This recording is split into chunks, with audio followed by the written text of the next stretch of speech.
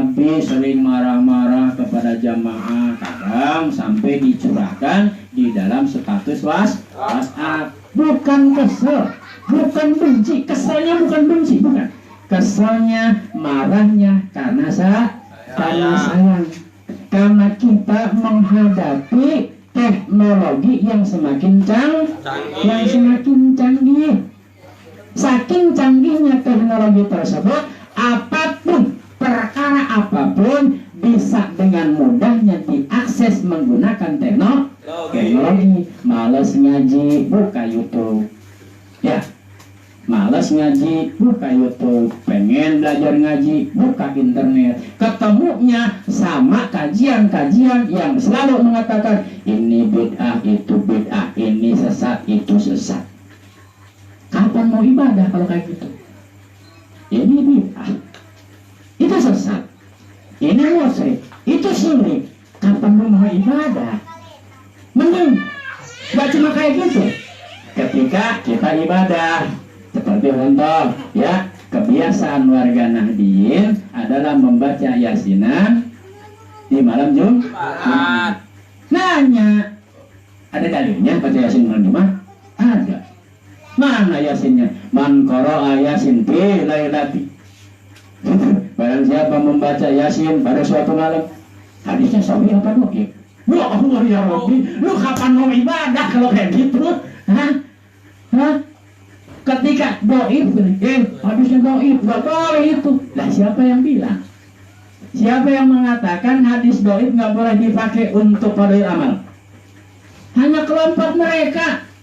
Mayoritas ulama 4 mazhab mengatakan bolehnya menggunakan hadis dhaif untuk fardhu amal atau fadilah amal, untuk utama amal, untuk mendorong semangatnya amal. Gak ada satu ulama pun selain daripada kelompok mereka yang menolak bolehnya menggunakan hadis dhaif untuk beramal. Itu. Kenapa sebab? Sekali lagi aku sampaikan. Yang membagi hadis menjadi sahih, dhaif dan maudhu siapa? Para Ulama yang membagi hadis. Ini hadisnya sahih, sahihnya mutawatir. Ini hadisnya hadis hasan, hadis hasannya hasan gharib umpama. Ini hadisnya hadis dhaif, dhaifnya begini-begini, dhaifnya sampai kepada maudhu. Siapa yang membagi hadis seperti itu? Para ulama, bukan Rasul. Ada kalau Rasul yang mengatakan, hei para umatku, wahai sahabat-sahabatku, jangan sekali-kali kamu menggunakan hadis dhaifku untuk fardhu amal. Ada enggak? Ada enggak? Ngaku pengikut Nabi, ngakunya ingin memurnikan syariat Islam. Iya, benar apa yang mereka katakan. Tujuan mereka ingin memurnikan agama Islam. Memurnikan di sini bukan memurnikan artinya menghilangkan hal-hal yang buruk, tapi memurnikan di sini adalah membersihkan umat Islam sampai akar-akarnya. Kok bisa Abi menuduh seperti itu? Makam-makam para nabi dibongkar sama mereka.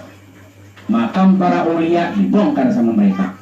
Dengan anggapan takut menimbulkan kemusyrikan. Kuburan disalahin.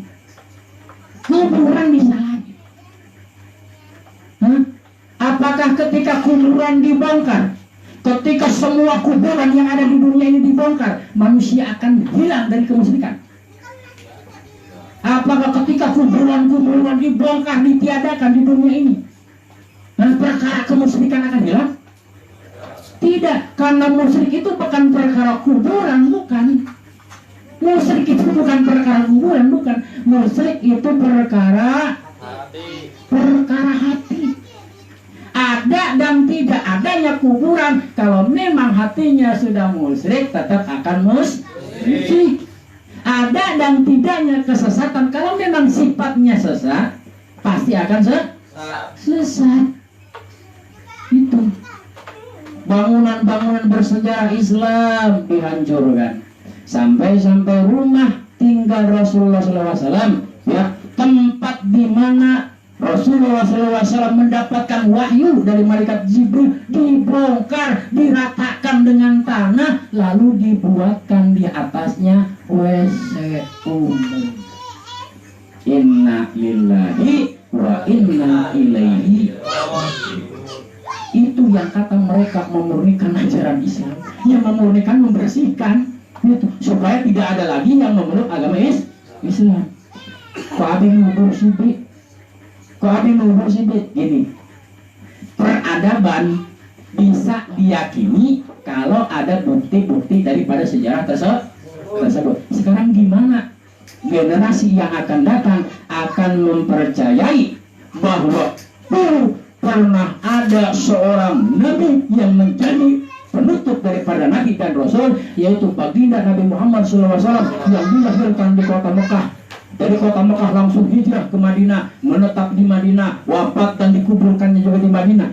Tapi sejarah-sejarah perkembangannya, sejarah-sejarah awalnya, ya, tentang keberadaan yang bisa menunjukkan tentang keberadaan Rasulullah SAW udah nggak ada. Hah? Apa masih bisa dipercaya? Contoh begini, kita yakin bahwa di Nusantara pernah berdiri kerajaan besar yang bernama Kerajaan Majapahit itu, atau sebelum Majapahit. Nah, sejarah itu bisa diyakini karena ada situs-situs peninggalannya. Ada Candi Borobudur, ada Candi Prambanan, ada Candi Syukur, ada Candi Stupak dan sebagainya. Itu menunjukkan kebenaran tentang sejarah masa lampau. Sekarang berbicara masalah kerajaan Sunda, simpang siur, beda versi. Datang ke sini versinya begini, datang ke sini versinya begini. Oh, dulu anak daripada Raja Pajajaran yang bernama Prabu Kian Santang pernah bertemu dengan Sayyidina Ali. Ngaco. Sayyidina Ali dengan Kian Santang hidupnya beda kurun. Terpautnya juga sampai 600 tahun. Masa iya orang yang sudah terpaut jarak 600 tahun bisa ketemu? Nah, kenapa sebab? Karena tidak ada, ya, yang bisa membuktikan keakuratan daripada sejarah. Ada lagi yang mengatakan yang pernah ketemu Sayyidina Ali itu bukan Kian Santang, tapi Rakean Sancang. Nah, kalau berbicara Rakean Sancang, masuk akal. Kenapa sebab? Karena Rakean Sancang memang hidupnya satu kurun, satu masa, satu zaman dengan Sayyidina Ali. Itu yang beredar di masyarakat Sunda, Jawa dan sekitarnya yang katanya pernah bertemu dengan Sayyidina Ali di Mekah adalah Kian Santang. Aduh, beda itu mah. Kian Santang mah hidupnya setelah wafat para wali yang sembilan. Jadi Kian Santang mah hidup katakanlah sejaman dengan Dewan Wali yang sembilan. Sedangkan Dewan Wali yang 9 hidupnya bukan lagi sekurun dengan Nabi, tidak lagi sekurun dengan sahabat, tidak lagi sejaman dengan tabi'in, tidak lagi sejaman dengan tabi'in, sudah kesini. Begitu. Sudah kesini, sudah jauh. Mau dibanding-bandingin. Di mana Bi katanya makam Rakean Sanjang? Makam Rakean Sanjang ada di daerah Gadog, Garut. Insya Allah, mudah-mudahan Allah perkenankan kepada kita untuk ziarah ke makam beliau.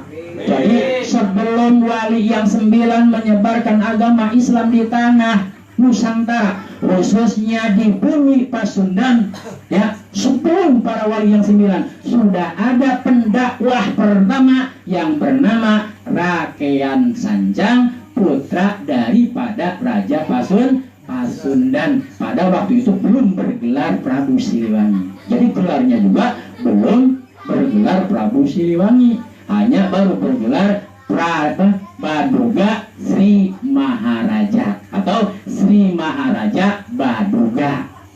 Hanya begitu, belum pakai Siliwangi. Kenapa sebab? Karena pakai Siliwangi itu setelah kejadian perang akan bubar. Tuh, sejarah akan menjadi simpang siur ketika tidak ada bukti yang bisa menguatkannya. Sama Islam pun. Islam diturunkan di kota Mekah. Itu nabinya adalah Nabi Muhammad SAW, putra Said Abdullah, ibunya Siti Aminah, kakeknya Said Abdul Talib, Abdul Muttalib. Itu ketika ditelusuri oleh anak cucu kita, oke, mungkin kita sekarang masih yakin, masih percaya. Yang kita khawatirkan generasi kita, generasi ketiga setelah kita, gempuran paham mereka semakin kuat. Akhirnya Islam lambat laun menjadi terkikis. Islamnya tetap, dia ngaku Islam, mereka ngaku Islam. Salat sama 5 hari, 1 hari 5 waktu. Tapi semua tradisi-tradisi yang sudah disepakati ulama akan mereka hapus, akan mereka hilangkan. Sehingga umat Islam menjadi picik. Umat Islam menjadi sempit. Mereka hanya bisa menganggap bahwa yang namanya agama itu sholat 5 waktu, zakat, puasa, haji. Sedangkan baca Yasin malam Jumat, beda. Ziarah kubur, susah. Ya, itu. Cium tangan sama orang tua, beda. Cium tangan sama guru, beda. Apa baik itu bilang bid'ah. Akhirnya ibadah gak jadi karena semuanya selalu dikatakan bid'ah. Ya kalau cuma beda doang gak masalah. Tapi bid'ahnya ini ada ujungnya. Kalau semua mengatakan, yasinan itu kan bid'ah, oke, nggak bakal marah, Bi. Tapi bid'ahnya itu dia ada ujungnya, mereka ada ujungnya. Bid'ahnya sesat. Gitu. Ini yang bikin sewot. Itu pokoknya kalau beramal itu harus dengan hadis sahih. Karena agama itu adalah agama dalil, bukan agama akal-akalan. Ente yang akal-akalan. Lah kita pakai dalil.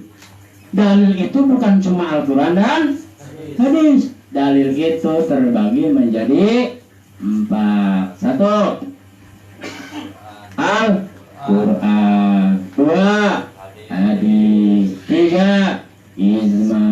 4, ketika di Al-Quran tidak ada, digali di dalam hadis. Ketika digali di dalam hadis tidak juga ketemu, maka ulama berijma atau bersepakat, disebutnya ijma, kesepakatan ulama. Oh, di Al-Quran nggak ada, di hadis nggak ada kalimat yang benar-benar menjelaskan secara tegas, cuma ada yang nyerempet doang nih. Betul. Ketika dipertanyakan, boleh nggak baca Yasin malam Jumat nih? Dulu di Al-Quran ada nggak? Oh, nggak ketemu. Dicari di hadis. Kalau malam Jumatnya sih enggak, cuma di dalam hadis man qara'a Yasin fi lailati. Oh, bolehlah, kan malam Jumat juga malam kan. Jadi yang namanya malam di situ nggak tentu harus malam Jumat atau malam apa, ya pokoknya malam aja. Sepakat ulama tentang bolehnya membaca surat Yasin pada malam Jumat karena berlandaskan kepada hadis tadi. Walaupun hadisnya doib. Mau hadis doib, kalau doibnya tidak sampai munkar, pakai. Tapi kalau hadisnya munkar, ya jangan dipakai. Jangan dipakai. Maka disinilah karena kita mau orang-orang awam, kita wajib taklid. Karena kita orang-orang awam, kita wajib anut kepada ulama. Ketika kita sebagai orang awam taklid kepada ulama, maka kesalahan yang kita lakukan, andai ada kesalahan, maka akan dipertanggungjawabkan oleh ulama. Mungkin itu saja yang bisa Abi sampaikan pada pengajian malam hari ini. Mudah-mudahan apa-apa yang Abi sampaikan dapat dipahami oleh semua jamaahnya, sama jemaah semuanya. Di sini posisi Abi bukan sedang mengajar, tapi juga sedang belajar. Ya, kita di sini nggak ada peribahasanya yang ngajar dan yang belajar. Kita di sini semuanya sama-sama sedang belajar. Seperti yang tadi Adit sampaikan, anggaplah kita sedang musyawarah. Kalau bahasa santri disebutnya batsol masyail diskusi. Ya, mungkin Mungkin nanti kalau seumpama ada pertanyaan setelah pengajian ditutup.